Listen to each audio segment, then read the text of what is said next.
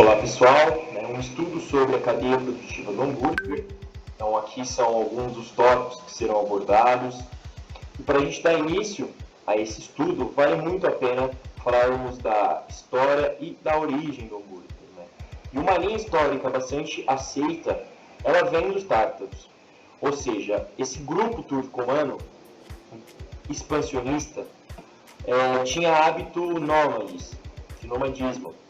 E a sua culinária, ela estava, de certa forma, diretamente interligada a esse contexto. Então, eles carregavam seus alimentos, inclusive a carne. Por conta de condições climáticas, a carne acabava derretendo e assim, a única forma de consumi-la era moldando ela. E eles a moldavam em formatos ondulares.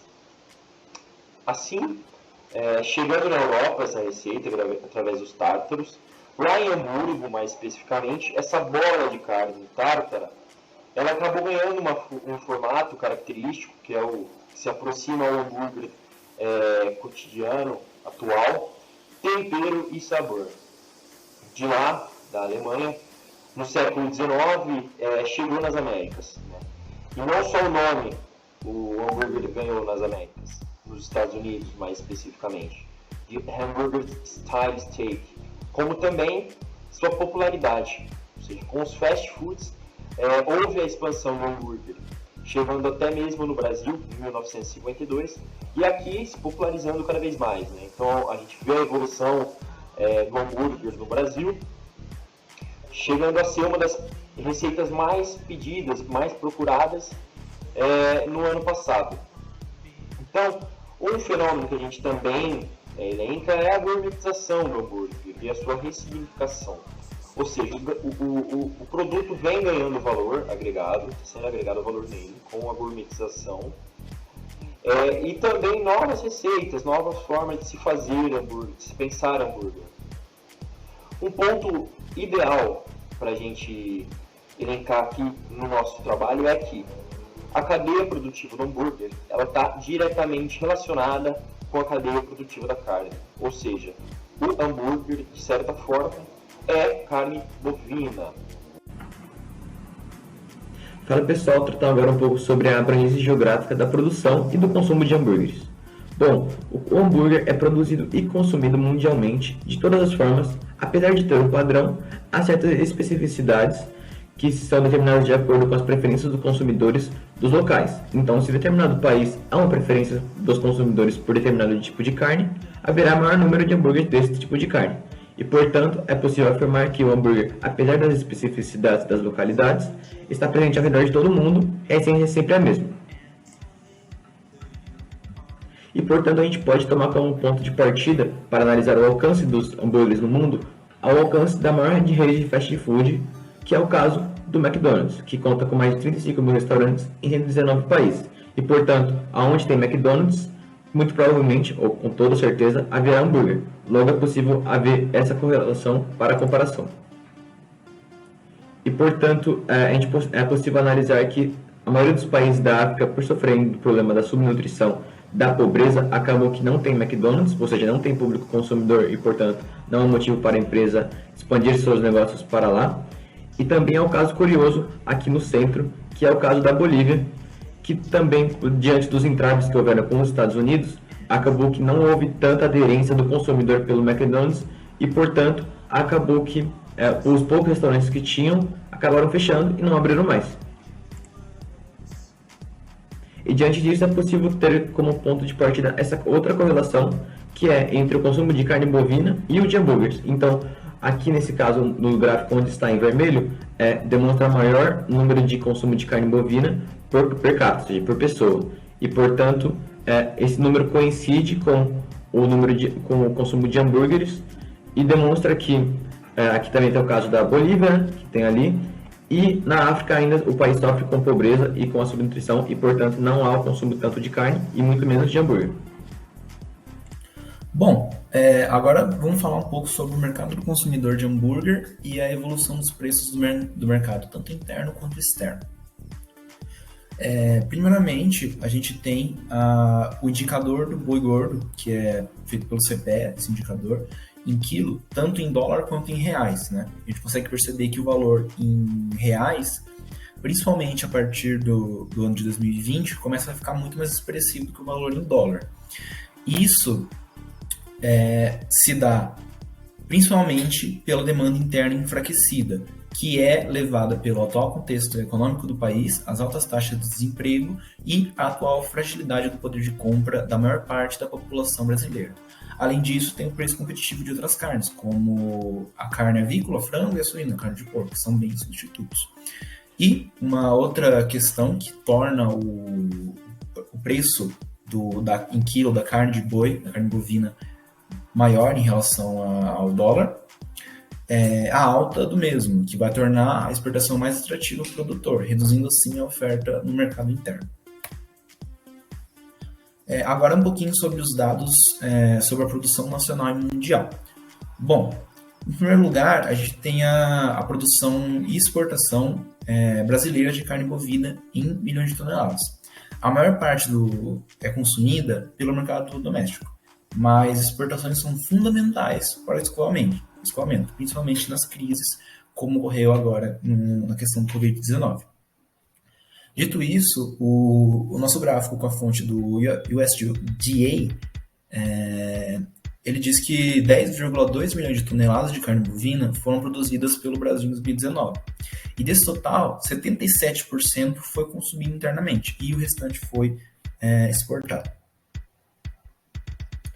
Agora, em relação à participação das exportações brasileiras em relação à produção nacional de carne bovina, é expressiva a representatividade crescente da participação brasileira nos últimos anos.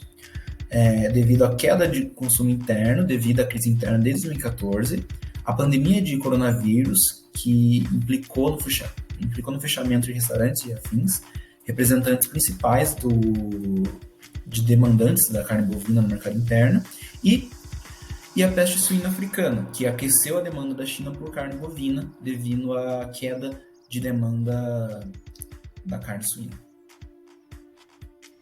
Bom, sobre a estrutura da cadeia da carne bovina, a cadeia do hambúrguer ela pode ser explicada pela cadeia da carne bovina no geral, e essa cadeia vai começar com o nascimento dos bezerros, que são alimentados com soja e milho ao longo da vida, e na maioria das vezes eles são criados em pastos. Com mais ou menos 3 anos de idade, o gado é abatido, de maneira que vai gerar o menor estresse possível para ele, porque isso prejudicaria na qualidade da carne quando ele fosse abatido. E depois do abate ele é dividido em vários cortes e é tomado muito cuidado para que as bactérias do ambiente externo não contaminem, e do próprio boi também, não contaminem a carne. No Brasil, as regiões que têm mais abates são a do norte e do centro-oeste, por causa do relevo favorável à criação, que favorece o surgimento de pastos para que os bois possam ser criados. Normalmente os cortes eles são embalados dentro do próprio frigorífico e são enviados para restaurantes e varejistas que vão vender essa carne da maneira que preferirem, seja através de cortes, moída, já na forma de hambúrguer, entre outros. Bom, agora sobre a estrutura de mercado e as estratégias. O consumo do hambúrguer no Brasil cresceu muito nos últimos anos, fazendo com que todos os dias surgissem mais hamburguerias ao redor do Brasil inteiro. Sejam elas tanto no modelo de fast food ou como hamburguerias mais artesanais. As redes de fast food, elas oferecem um produto de menor qualidade, mas elas prezam pelo atendimento rápido. Então os hambúrgueres são feitos mais rápidos e consequentemente servidos mais rápidos também. As hamburguerias gourmet oferecem alguns preços um pouco mais altos, só que elas usam carne de melhor qualidade e o preparo delas é mais sofisticado, por isso que o preço fica um pouco mais alto do que o do fast food.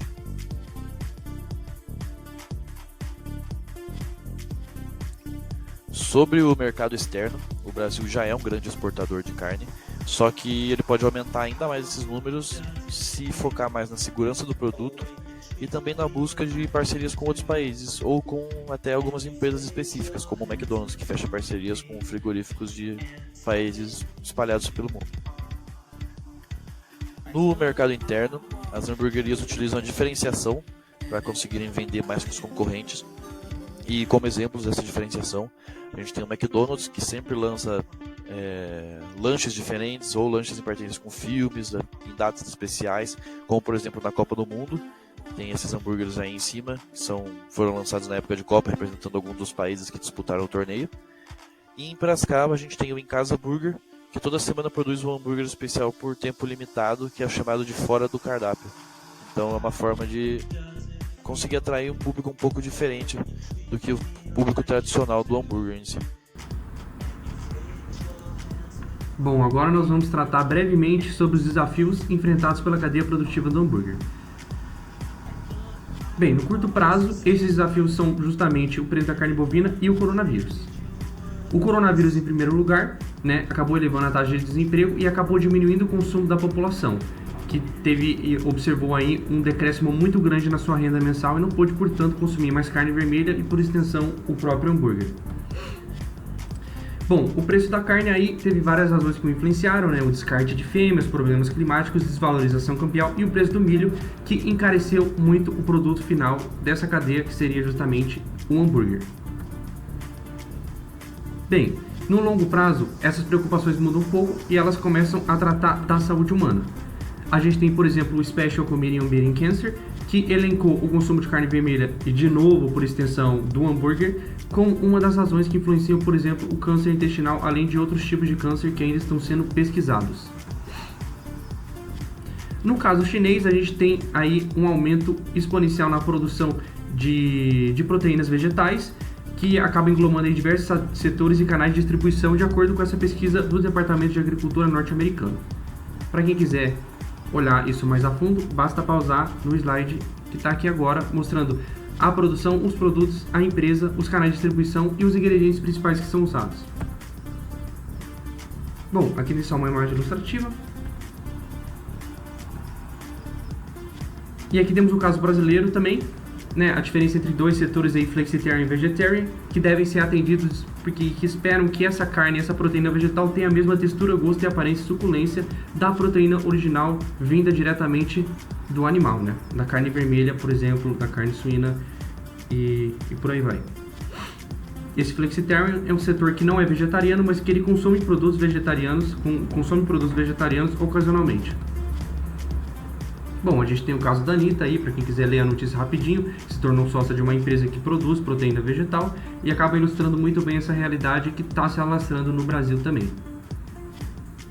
Bom, e aí só uma notícia para falar que esse mercado está em amplo crescimento, ele está virando um mercado aí avaliado em mais de 20 bilhões de dólares, mas ele ainda enfrenta vários desafios, várias barreiras culturais e ainda tem pouca divulgação e presença em mídias sociais, além de ter que competir com a indústria tradicional, com os produtores tradicionais de cada país, de cada região do mundo.